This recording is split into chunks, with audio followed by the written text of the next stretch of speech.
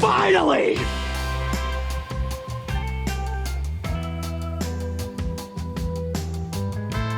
We've waited 12 years for this GTA Online update. Finally, we have mansions. The perfect send-off update before we leave GTA Online and move to GTA 6. But is this update everything that we had hoped it would be? What sets these mansions apart from the apartments that we already had? Is there even a reason to spend millions on these mansions? We'll look at what's included with your mansion purchase, the difference between the locations, how the mansions act as an endgame for your GTA Online character, and how they were integrated into the game world.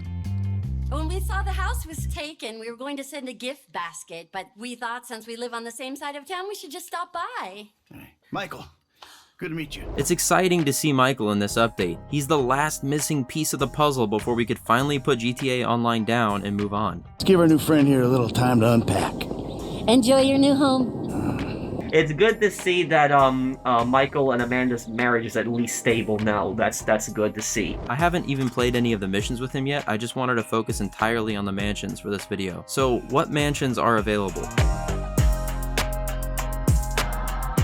There are only 3 options. The only difference between these options is the exterior style, location, and price. The one I purchased and show in most of this video is the Vinewood residence. It has a cool view of the Los Santos skyline, the Vinewood sign, the casino, and this parking lot. The one with the coolest view is probably the Tongva estate, because this is where the sun sets and you have this ocean view, and also you're kind of away from the city. The Richmond Villa only shows the skyline and the university. It's not my favorite location. There was a lot of speculation on how these instanced locations would work, because it's tricky to have all the players in the game be able to own the same mansion that has an outdoor area. So what happens is you enter an instanced version of reality when you enter your mansion property. You can't jump or climb out of the premises. You're basically stuck in your own little private server that no one can see in and you can't see out of. If players are around you, you don't know it. I was hoping we'd at least be able to see what was going on outside of the property, but since it's an outside location, it looks like you can't. Also, if you're not in the property but free roaming and you go to the property, all the curtains are closed. Let me in. Let me in.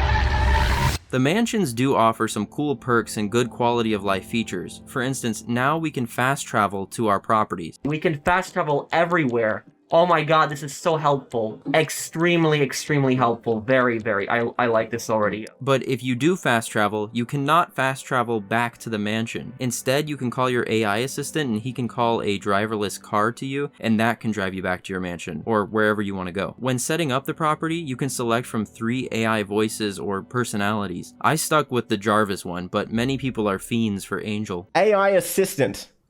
Angel, alright, listen. So good to meet you. I'm Angel. Can I call you Daddy?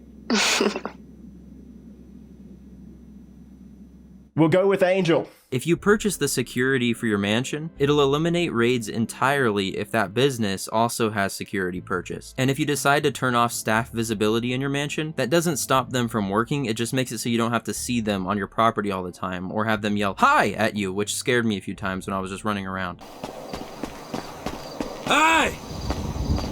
You also get 1 production boost every 24 hours from the mansion for any MC business, bunker, or acid. If you purchased a vehicle workshop add-on with your mansion, you can work on your vehicles from your own house. To use the workshop, you just get in a vehicle that you want to customize while it's parked somewhere on the mansion property. We can now host parties at our mansions too. We can even set dress codes. You can change what music is playing throughout the house with your interaction menu.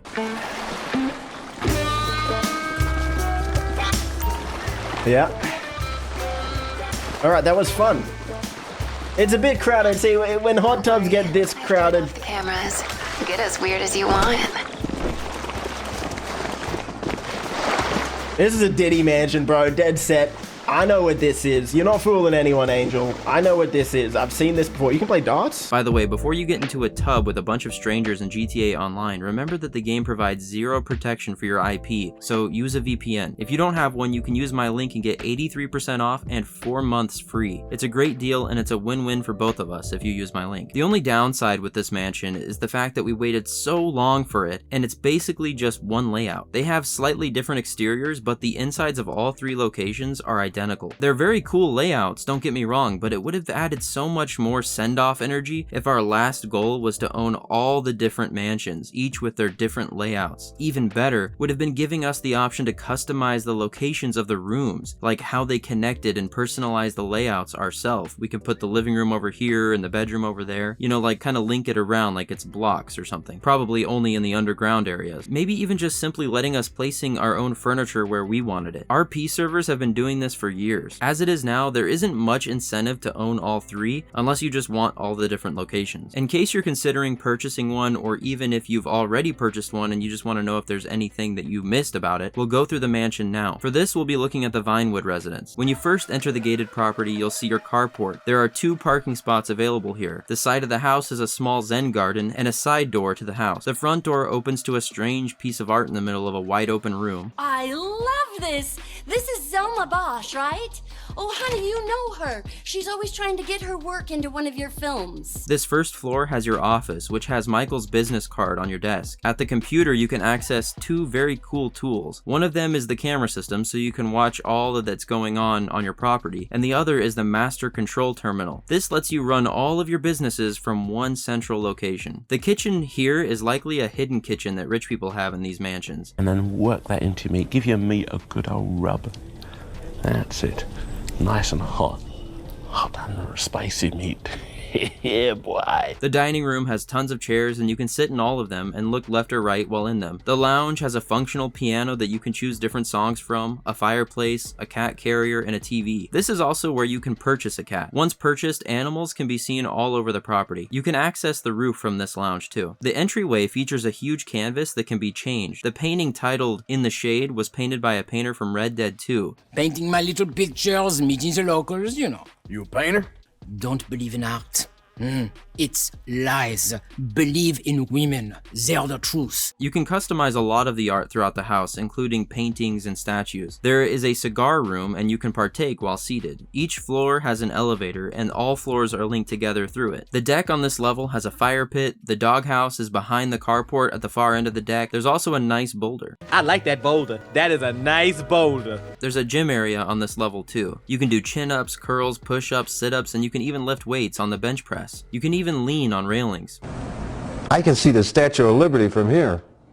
The roof has a spot for yoga and helipad. Sometimes you'll find your dog up here too. With all the cats, dogs, yoga, TV watching, and working out, I feel like I'm playing GTA Sims. The lower level has a trophy room where you can show off all of your achievements along with a plaque wall. Behind this is a map of San Andreas with little markers that show everything you own on the map. The podium wall sits here and you can choose which vehicle is placed here by moving it from the garage. There's a theater room, and outside in the theater hallway, there are movie posters, one of which is produced by Michael DeSanta and signed by him as well. This level has a guest bedroom with a closet and an ensuite bath. The master suite has a closet, bathroom, and a seating area. You can even access the deck from its rounded window. The spa has a pool room and an on-site barber and tattoo artist, both of which can be hidden in the interaction menu. You can change into a silk robe in the pool room. This floor has an optional arcade room addition. The second deck has a hot tub and a bar. Going down to the first level basement, you have a 10-car garage, a bar with a dance floor, and your optional armory. And you can go back to the second deck by going through the garden door. The level 2 basement has another 10-car garage, an optional vehicle workshop, and a vault that shows how much money your character actually has physically. The third deck has a water feature, another pool, another fire pit, and another bar. There's also a dartboard down here. So yeah, the mansion is definitely big, it's fun to explore, and it really does feel like one of Rockstar's final updates before GTA 6. Is it perfect? Nothing ever is. I'm sure many of us wish there were more layouts, more customization, and maybe a little more reason to own all three, but as a send-off type of update, something to finally cap off a decade of grinding, businesses, heists, give us things to collect, things to show off, it does offer an outlet to all of that work, a reward for us to display all that hard work on our wall or in a trophy box. It makes the GTA Online game loop feel more complete. This feels like one of the last major things we'll get in GTA Online before we move on to GTA 6.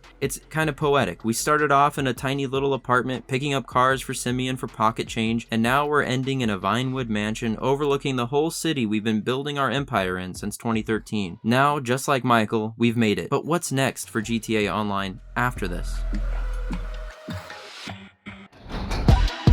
Don't forget, if you're getting back into GTA Online, protect yourself. The game still exposes your IP and anyone can pull it if they know what they're doing, so use a VPN. With my link below, you can get 83% off plus 4 months free. It grants access for all of your devices, has built-in ad blocking, and they don't keep any logs. It's honestly one of the best deals out there. It keeps your connection safe, stable, and it supports the channel at the same time. Check it out in the description. Thank you for watching.